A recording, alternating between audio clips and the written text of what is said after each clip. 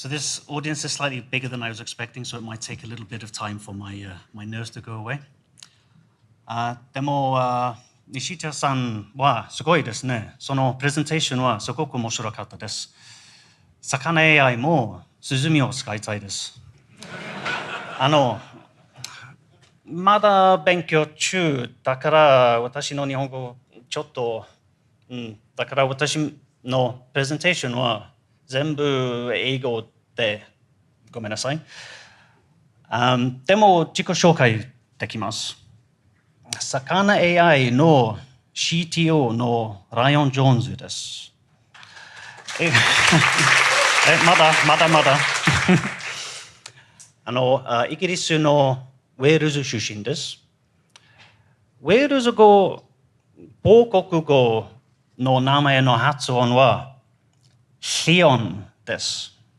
リオンですが、ライオンと呼んでください。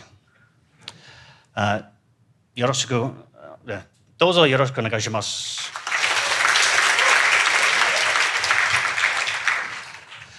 Yeah, so I'm not going to go into particularly deep technical details today. In fact, what I've chosen to do instead is talk a bit more sort of big picture, right? Talk about why I think right now, literally right now, is one of the most interesting points in AI history. And then where I think things are going to go in the future, but in the context of some research that we've been doing at Sakana AI. So first of all, right, I'm going to be talking about agents. And I think the problem is that there isn't any set definition of what an agent is at the moment. I think I wrote this morning, and I'm not very happy with it. But I want to give you sort of more of a big picture overview of what I think an agent is. So in order to really go deep into why I think right now is a particularly interesting part of AI history is, I have to go back in history a little bit. The problem with doing AI research is the goalposts keep moving, right? Every time we make progress, people immediately turn around and go, oh, okay, well, that's not real intelligence, right? There used to be a time where a machine just doing arithmetic was considered, almost impossible. And now it's completely normal.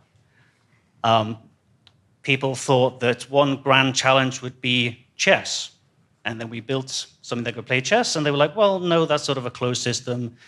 There's no randomness, and it's just search, so that's not real intelligence. Go would be real intelligence. So then we built something that could play Go. And they're like, oh, yes, okay, but that's still just a game. It's not real intelligence. And the problem is that the goals have moved so far that people actually forget that programming is artificial intelligence, right? Computers were built to replace humans, right? Computers were humans in a room doing calculations, and we built machines to replace them. And, there was a lot of excitement around computers. We're like, okay, now we have these machines that are able to mimic, arithmetic thinking. Surely some sort of general intelligence is not too far behind. But of course, that didn't happen. So this is the way I think about it. What programming was actually an attempt at reverse engineering what we call System 2 in the brain. So I don't know how many people are familiar with this idea, but there's an idea that there are two systems in the brain, System 1, System 2. System 1 is the sort of fast, intuitive, non-thinking, unconscious part of the brain. And then the System 2 is the slow, step-by-step, rational, logical part of the brain that we are conscious of. And that's what programming was taking what you were doing consciously and trying to put that into a computer. Right? And that's what AI was for the longest time, until we invented deep learning. And I think deep learning is when we suddenly worked out how to build system one. Okay, so they were able to do things that we couldn't program by hand. Like we couldn't work out how to recognize images of birds because we didn't know how we were doing it consciously. So we had to build something that could learn how to do that. And I think it's funny how the second we had deep learning, we sort of threw the baby out with the bathwater and said, well, you know, we literally call it good old-fashioned AI. Like, that's the old thing. But actually, you know, we spent the last few years sort of perfecting these sort of system ones, culminating in these large language models. But a lot of the problems you see in large language models come from the fact that they're system one, right? That there isn't another system on top of them that catch hallucinations or decide when it needs to take more time to reason about things. So I think there's a lot of old research on like how to build these system ones that are sort of being ignored right now that we should go back and look at. Because everyone's working on agents. And it's because everyone is trying to work out the correct way of putting this system one on top of the system two. And it's turning out to be much harder than we expected, of course. You know, such is the history of AI. And, you know, it occurred to me, literally today, why it's so difficult, okay? Neural networks are programs, okay? People don't really think about them as programs, but they are programs, right? You put in data, something comes out. We don't search through the space of possible Python programs because that search space is just very bad to search through. So we needed like a smooth space of programs to search through, and those are neural networks. So it's great that they're smooth, very easy to search through, but of course they're very difficult to interpret once we found the correct program. So the reason that machine learning is so complicated is you're not just programming, but you're writing a program to write a program, right? And if it doesn't work, you don't know if you've made a mistake in your program or if the program that your program's written is wrong. But of course, we're talking about agents. So, you know, I'm going to be talking about the fact that we have systems now that we're writing the program that uses programs written by programs, right? So ChatGPT was written by code in OpenAI, that itself is then writing a program, right? So the code for doing the experiments, which then writes another program. And, you know, even I'm starting to lose track of how many sort of hops deep we are in now. And, you know, we have to sort of work out, well, which step do we need to improve or which step is going wrong? So that's sort of the big picture. So now I want to frame sort of the big picture just in terms of the research that we've been doing at Sakana. And, you know, we have a lot of people who work in evolutionary computation. And, you know, usually when you're doing evolutionary computation, when you're sort of doing the mutations and the crossover, like mimicking nature, that's usually random. But we had a paper saying, well, actually, if you use a large language model to mutate the programs or what you're searching through, then you can actually search the space much more intelligently. And the first thing we applied to that was, can a large language model write the loss function to train a large language model, right? So this is sort of the beginnings of an AI sort of being applied to itself, right? And so this was basically just a lot of prompt engineering. And, you know, this is the system two that I'm thinking about, right? You know, this sort of like what prompts to feed in and what to do with the outputs and how to feed them back in. That's the system two that we're using to sort of structure the system one now, is the way that I think about it. And this was a great success, right? We were able to use this system to evolve a loss function to train language models that were better than any of the loss functions that had been published in the literature up to that point. And this is actually quite a deep bit of philosophy that we follow at Sakana. Learning always wins, right? If you look generally at the research that we put out, that's sort of generally the theme. Anytime you can get a computer to search through a space rather than a human, you win, basically, because the computer has more patience, right? It can search through a larger space.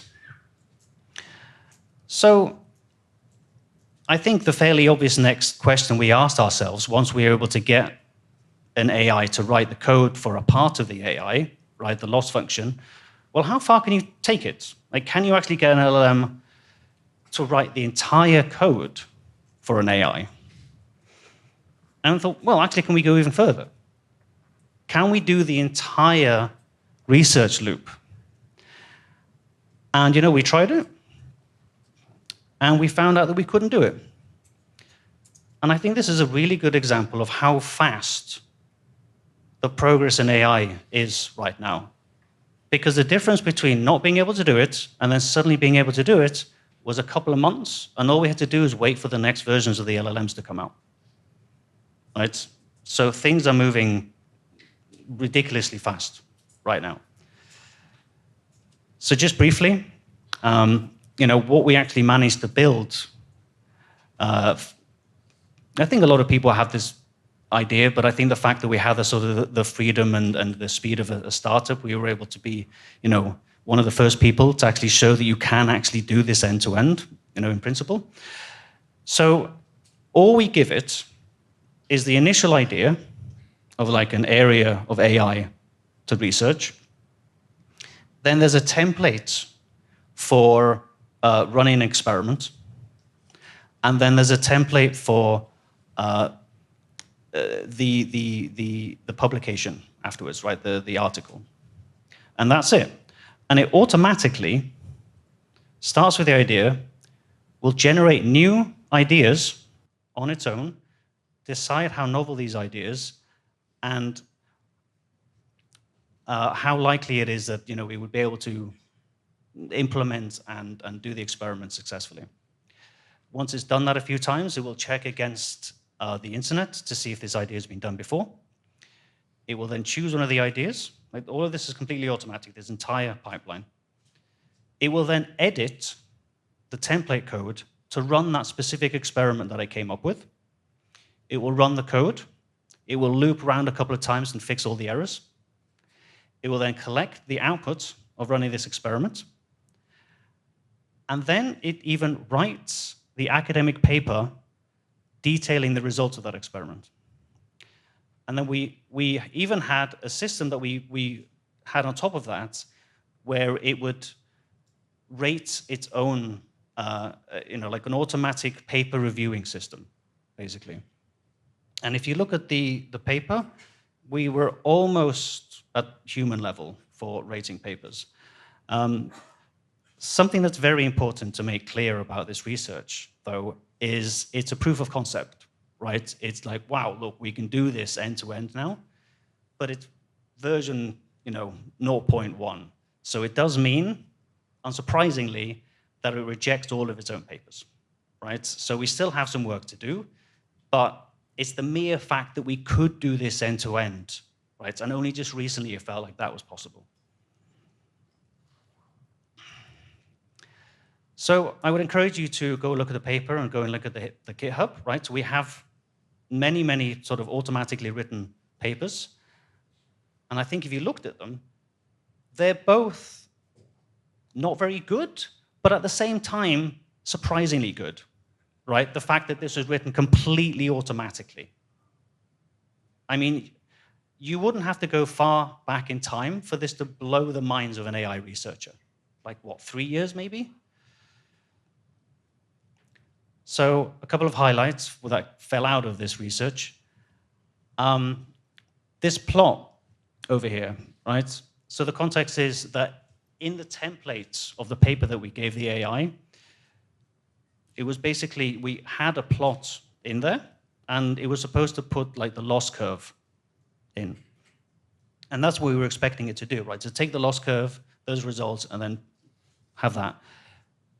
But it actually came up with an experiment where it would have been interesting to visualize the internals, right? So it wrote the code to collect that data and added in a plot, a completely new plot that wasn't in the template in order to show that data. And it's an actual interesting part of the research, right? So this was actually a surprise. to us, you know? So we were actually being surprised by the system, by like how well it was able to actually implement the ideas that it was coming up with, how interesting the ideas that it was coming up with. This is an example of some ideas that it came up with.